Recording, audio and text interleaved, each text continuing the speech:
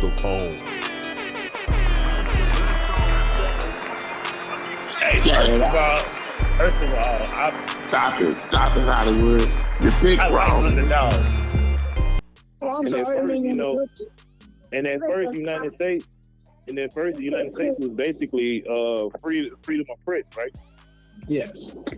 So when you think about it, when they started reporting all the stuff that was happening overseas and stuff, they stopped that and started reporting their own initiatives as far as what's going on overseas. Mm-hmm. So that's a lot of the stuff that's going on now. Like everybody continuously thinking that the United States dollar is still the number one currency when it's number 10. So that's why you're seeing all this inflation and stuff like that going on. You know what I mean? The dollar is not worth a dollar no more. You're right, because when we look at it, it's like the media. Well, you know, the internet is broken down into different registries around the world. ICANN, ICANN is ran by the United States Department of Commerce. It's called the Internet Corporation for Assigned Names and Numbers. It's a global multi-stakeholder organization that was created by the U.S. government. You know, when we look at the internet and people say Al Gore, you know, they credit him with the push for the modern internet, even though the internet was back in the 60s that for government use. But even when you look at what we call stuff that's trending on the internet and how we call it an algorithm, right? Okay, that's named after Al Gore. Who had pushed that, who was vice president with Bill Clinton. The interesting part about it is you're absolutely right. Our media, our Google in the U.S. is not the same Google that's in Africa. It's not the same Google that's in North Korea or South Korea. Well, I don't even think North Korea allows any internets at all. But yeah, they got it all broken down into the different parts. The governments control the different parts of the different internet, so we really don't know what's really going on the other side of the world. You know, we're not looking at Al Jazeera. You know, we're not looking at any of the other places. I can even break it down. The registry, Afrinic, which is AFRINIC, that's for Africa. APNIC, that's for Asian or the Pacific region. ARIN, that's for the North American region. That's us. LACNIC, that's for Latin American and Caribbean islands. Then you have RIPENCC, that's for Europe, the Middle East, and Central Asia. The world is split in those 5 different registry areas. So the internet is not the same. The information is not the same.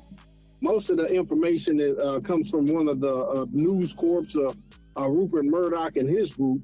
But yeah, it's interesting, the information from our point of view. You know, we get America's number one, and like you're saying, the other world are saying, you know, the Americans ain't nothing, they dollars ain't nothing, and we seeing this inflation. And you're right, because the rest of the world feel how they feel, and we don't know how they truly feel because we can't access the internet. That's interesting, because when we be on fan base and we be talking to different people, it is nothing like what they're projecting over here on the news. They're like, nah, don't believe that stuff. That's what they be telling us all the time. Nah, don't believe that. They ain't like that. Yeah. Even you see how they make Africa look like it's a village in a hut. And Africa is one of the most advanced nations in the world. You can do a Google map search of how beautiful Nigeria and Africa is in itself is 52 different countries. You know, Africa's not just one place. Right. So yeah, we've been fed a lot of misinformation, and the world is not on one accord. The same way we all black, but we don't know who the hottest artist in Africa is. You know, we in America, we think Drake is just everybody's global. Drake is a huge global artist, but then they won't tell you that Burna Boy and Skillet Bang and all them are major factors too. You know, They won't tell you Protege out of Jamaica is bad as, you know, a huge global influences. These guys are doing shows and they're doing arenas. They're doing stadiums.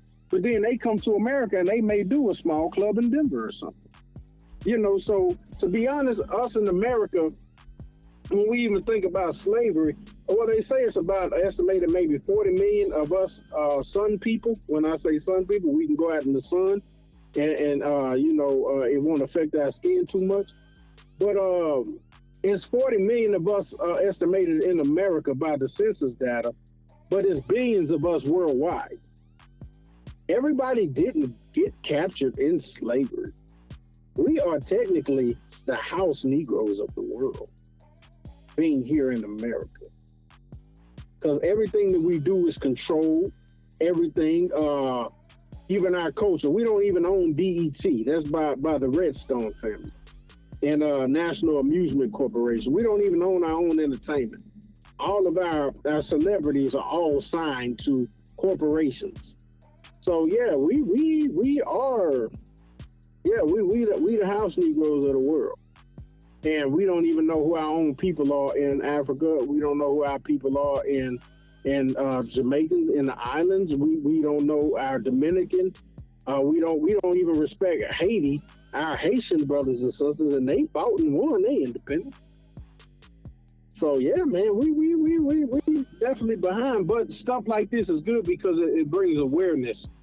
So when we see a vice president or a first black woman, we can't just see it from our point of view because we're only 14% of the American population. If every black person voted, there's still going to be 86% of people to account for. And truthfully, the Hispanics really got the population number. Have y'all noticed on the job application, it don't even say Hispanic anymore. It says whites and non-whites. Yeah, it's starting to. And I always looked at that. Why is it splitting? Yeah, they merged them. Guess what? Yeah. So they can continue to be the majority, right? Yeah, you know what? One of them. Yeah, they merged because they don't want them to know in this country numbers are power. Right. They don't want them to know, the Hispanic culture to know you have the numbers. Therefore, you can come up with your own candidate. Y'all have enough numbers, especially in Texas and California, the two biggest states in the United States. Right. If you win Texas and California, everything else is going to be a breeze on the electoral. Oh, man, that's crazy. But then it even goes a little deeper because Texas and California were once Mexico. We're even neighbors with Mexico.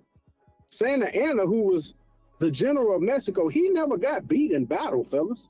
When you see San Antonio, Miguel Santa Anna, San Antonio's named after him. He was over the Mexican army at the Alamo and all that stuff. Sam Houston didn't beat that man in battle. He caught him drunk after a party and they captured him. And then they didn't kill him, but they say, if you agree to end this war and let us have this land, we'll let you live. And that's what they did. But they never beat that man in combat. They caught him drunk at the party, and that's historical. Just like, look. So this is still Mexico. It's all Mexico. I really want to know. So when you talk about history, they always talking about Napoleon. But Napoleon, France, yes. Yeah, but Louisiana's a French colony.